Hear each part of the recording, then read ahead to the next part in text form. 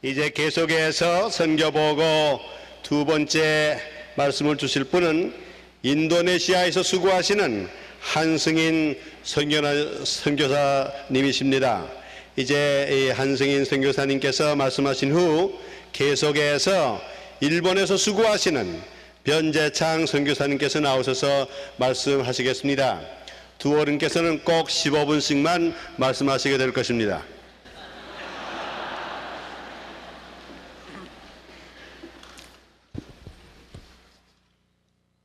어저께 우리가 선교대회를 시작하면서 모든 선교사들이 박수갈채를 받으면서 단상에 오르게 될 때에 가슴 깊은 곳에서 뭉클하는 숨길 수 없는 감동과 또 숨길 수 없는 눈물이 우리에게 있었습니다.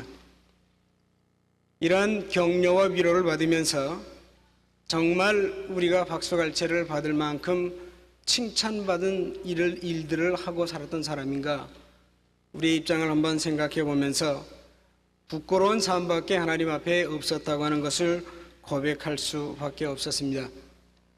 많은 실패와 부족함 가운데서도 지금도 고쳐 쓰시기를 기뻐하시는 하나님의 은혜를 생각하고 또 하나님 앞에 감사와 영광을 돌리는 것입니다.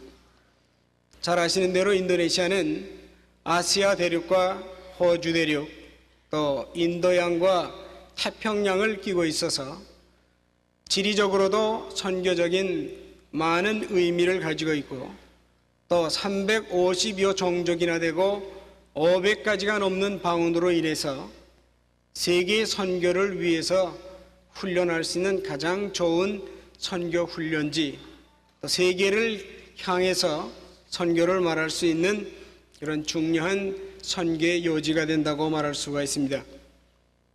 과거에 이 나라의 화란이 식민지 정책을 펴면서 한 번도 이 사람들에게 그리스도의 복음을 신실하게 전하는 태도보다는 오히려 식민 정치를 쉽게 하려고 하는 발판을 삼았기 때문에 이들이 일본으로부터 독립한 후에 기독교를 미워하게 되고 증오하게 되었지만은, 그러나 하나님의 은혜로 인도네시아의 국가 헌법으로 기독교를 보호하고 있기 때문에 지금도 들어가 있는 선교사들이 법적으로 보호를 받고 일을 하고 있지만은 사실은 실제적인 면에서 말할 수 없는 많은 박해와 또 선교적인 장애를 안고 있는 것이기도 한 것입니다. 비자를 한번 연장을 하려면 적어도 한 6개월 동안을 마음을 졸이고 있어야 하고 또 새로운 비자를 얻는 것은 상당히 어려운 일이라고 우리가 말할 수가 있습니다. 그러나 비자를 받기가 어렵다고 선교지를 포기하는 것은 그것은 책임 있는 그리스도인들의 태도가 아닌 것입니다. 만분의 1의 가능성만 있다고 하면 우리는 주님께서 그 길을 선하게 열어주실 줄 믿고 기도로 우리는 그 일들을 감당해야 하는 것입니다. 지금 이 시간까지 저희가 10여 년 동안 인도네시아에서 생활을 하면서 교회를 개척하는 사역을 시작을 했습니다. 잘 아시는 대로 인도네시아는 회교와 기독교가 정치적으로 대치하고 있는 이런 상태에 있기 때문에 이제 앞으로 정치가 어떻게 변할지 모르는데, 회교 정부가 들어서서 기독교를 탄압하게 되면 지금도 교회를 사원 옆에는 세울 수 없는데 교회 옆에는 회교 사원을 세울 수 있는 그런 그 억지의 법들이 지금도 실행되고 있습니다. 하나님께서는 저희에게 은혜를 주셔서 인도네시아에 속해 있는 모든 선교사들이 이런 중대한 문제를 알고 한순간이라도 또 한 교회라도 정권이 바뀌기 전에 기독교의 팻말을 붙이기 위해서 지금도 매를 맞고 또 핍박을 당하고 쫓겨나는 그런 어려움 가운데서도 이 일들을 감당하고 있습니다. 이런 일들이 어떻게 기도 없이 이루어지겠습니까? 저희가 속해 있는 선교부에서는 1980년부터 지금까지 현지에 있는 교단들과 동력을 해서 저희가 408개의 현지 교회를 세우게 되었습니다. 여러분 아멘 좀 하십시오. 인도네시아에서 교회를 하나 세우기가 상당히 힘이 들어서 선교사들이 많은 곤란을 당하는데 408개 교회를 세웠다 그러면 좀 놀라십시오.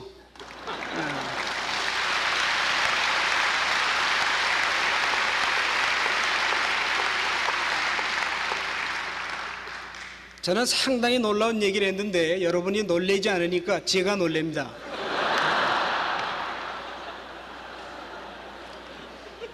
오늘 우리가 이 선교적인 외적인 장애를 보게 되면은 어느 선교지나 마찬가지지만은 내적이고 외적인 그런 선교적인 장애가 있습니다. 지금 인도네시아의 해교 장관들이나 혹은 지금 현재 재직하고 있는 부통령이 자기 임기 동안에 3,000개 이상의 사원을 짓겠다고 공공연히 말하고 있습니다. 교회의 건축 허가를 낸 후에 15년, 20년이 지난 후에도 교회를 짓지 못하고 있습니다. 많은 선교사들이 비자를 연장하지 못하고 쫓겨나가는 그런 어려움이 있습니다. 때때로 선교사들이 선교지에서 매를 맞아야 하는 그런 어려움들이 있고 또 19세기처럼 선교지에서 질병으로 혹은 이방인들의 미움을 받아서 살해당하는 일은 없지만은 그렇다고 지금 이 순간에도 죽음의 위협이 완전히 사라진 것이라고는 말씀드릴 수가 없는 것입니다. 어려움과 고통이 없는 선교지가 어디에 있겠습니까? 저는 오늘 인도네시아 선교를 대표해서 여러분에게 보고를 드리면서 현재 인도네시아 선교사들이 안고 있는 어려움과 고통 때문에 눈물을 흘리면서 여러분에게 동정받고 싶은 생각이 없습니다. 오히려 모든 선교사들이 이러한 어려움과 고통 가운데서도 하나님의 선교를 기쁘게 당당하게 감당하는 이 모습을 여러분에게 보임으로써 저와 여러분이 인도네시아의 선교를 위해서 한 동력자가 되기를 간절히 호소하는 것입니다. 저는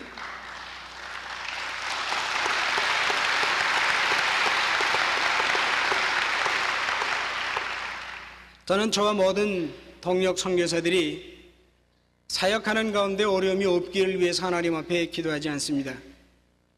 오히려 많은 시련과 연단과 고통 가운데서도 정말 주님께서 부르신 그 선교적인 사명이 너무나 감사해서 그리스도의 복음을 전하기 위해서 고통 가운데도 기도하는 그리스도인들, 복음의 증인들이 되기를 위해서 오히려 기도하고 있습니다. 지나온 10여 년간의 선교적인 삶을 돌아보고 다가오는 10년간의 선교적인 그런 일들을 예상해 볼 때에 지나온 10년보다도 다가오는 10년이 더 고통스럽고 더 어렵고 더 많은 눈물과 더 많은 인내를 요구하는 일일지도 모릅니다. 그러나 인도네시아에 있는 모든 선교사들은 우리의 길을 기쁨으로 가겠습니다. 여러분 어려움 가운데서도 여러분도 여러분의 선교적인 사명을 기쁨으로 감당하는 여러분 되시기를 간절히 바랍니다. 인도네시아 교회 안에 내적인 장애가 많이 있습니다. 인도네시아 교회는 한 번도 주어본 경험이 없습니다. 다 얻기만 했습니다. 또 식민지의 그 오랜 식민지 정책으로 인해서 이 사람들이 나가서 창의적으로 무엇을 생각하고 개발하는 일보다는 오히려 시키는 일만을 감당하기 위해서 기다리고 있는 것이 인도네시아 교회의 상황입니다. 무분별한 선교지에 많은 선교사들이 들어와서 예수 그리스도의 이름을 심지 아니하고 자기 교단의 이름을 심고 자기 선교부의 이름을 심는 것으로 인해서 인도네시아 교회는 어떤 의미에서 점점 더 선교적인 환상을 이뤄가고 이제는 선교사나 혹은 와 있는 선교 단체의 종노릇하는 교회로 변질되어 가고 있는 아픔을 우리가 눈으로 볼 수가 있는 것입니다. 우리가 인도네시아 교회를 위해서 우리가 기도할 책임이 있습니다. 인도네시아 선교에 아직도 많은 장애가 있다고 하는 것은 하나님께서 우리에게 보여주시는 선교의 기회인 것입니다.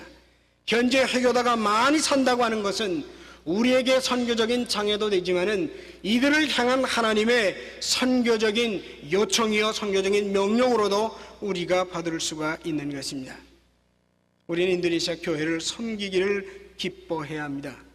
많은 선교사들이 인도네시아에 오면 아니면 선교제 가면 학교를 세우면 교장하기를 기뻐했고 병원을 세우면 원장하고 또 교회를 세우면 당회장하는 이런 사실이 아니라 이제는 우리가 정말 인도네시아의 그 로컬 처치 아래로 들어가서 겸손히 주님의 몸된 교회를 섬기는 순종의 자세를 보여주어야 하는 것입니다.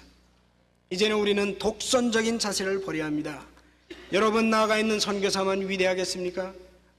나가 있는 선교사가 험한 곳에서 음식을 먹고 험한 곳에서 잠을 자고 때때로 매를 맞고 가족들과 떨어져 있는 이 아픔 때문에 선교사만 하나님 앞에 가장 위대하고 상받을 만하다고 하는 이 독선이 이번 기회를 통해서 버려지기를 바랍니다.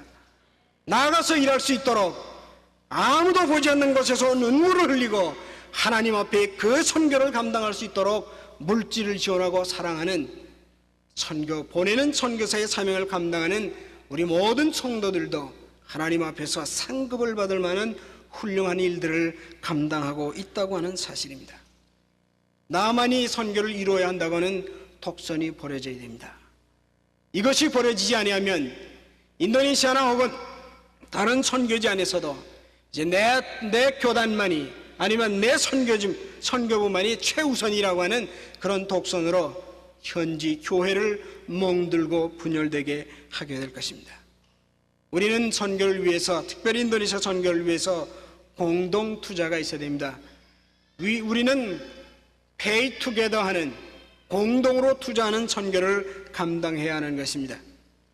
기도하는 교회가 있는가 하면 물질을 투자하는 교회가 있고, 또 물질을 투자하는 교회가 있는가 하면 사람을 투자하는 교회가 있고, 자기네들의 깊은 그런 신앙적인 경험이나 선교적인 전략을 투자하는 그런 교회들이 있어서 온 교회가 하나 되어서 하나님의 선교를 감당할 수 있어야 하는 것입니다. 오늘 우리가 이 일들을 위해서 부름을 받았습니다. 때때로 우리에게 선교적인 장애가 커다란 짐처럼 우리 앞에 닥쳐올 때가 있습니다. 그러나 우리는 그 일로 인해서 좌절하지 않습니다. 주님께서 감당할 수 있는 시험만 우리에게 허락하시기 때문인 것입니다. 이제 제가 여러분에게 한 가지 부탁드리고 싶은 말씀이 있습니다. 나가는 선교사나 보내는 선교사나 하나님 앞에서 다 동일한 사람입니다. 누구 한 사람 더 우선하거나 더 나은 사람이 있어서 나가 있는 선교사가 하나님 앞에 더 위대하고 또 뒤에서 배후에서 지원하는 그 교회는 열등한 상을 받는 그런 식의 사고를 우리는 버려야 합니다.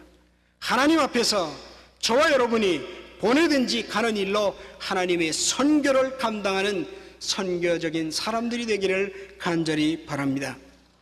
어저께 밤에 여러분 김정한 목사님의 설교를 통해서 윈스턴 처칠이 세계 제2차 대전 때에 미국 국민을 향해서 우리에게 도구를 주십시오라고 하는 말을 그렇게 여러분 그 말씀을 듣고 우리가 큰 은혜를 받았는데, 저는 오늘 여러분에게 더 구체적인 요구를 드리고 싶습니다. 여러분, 선교는 전쟁입니다. 병사들이 어떻게 무기 없이 나가서 싸우겠습니까? 저는 선교 전선에 나가서 싸우는 모든 선교사들을 대신해서 여러분에게 호소합니다. 여러분, 선교사들에게 무기를 주십시오. 여러분의 눈물을 주시고 관심을 주시고 사랑을 주시고 또 여러분의 물질을 여러분 무기로 우리에게 지원해 주시면 선교 전쟁터에 속해 있는 모든 선교사들이 목숨이 다하는 순간까지 이 영적인 전쟁을 마치기 위해서 끝까지 싸우겠습니다. 감사합니다.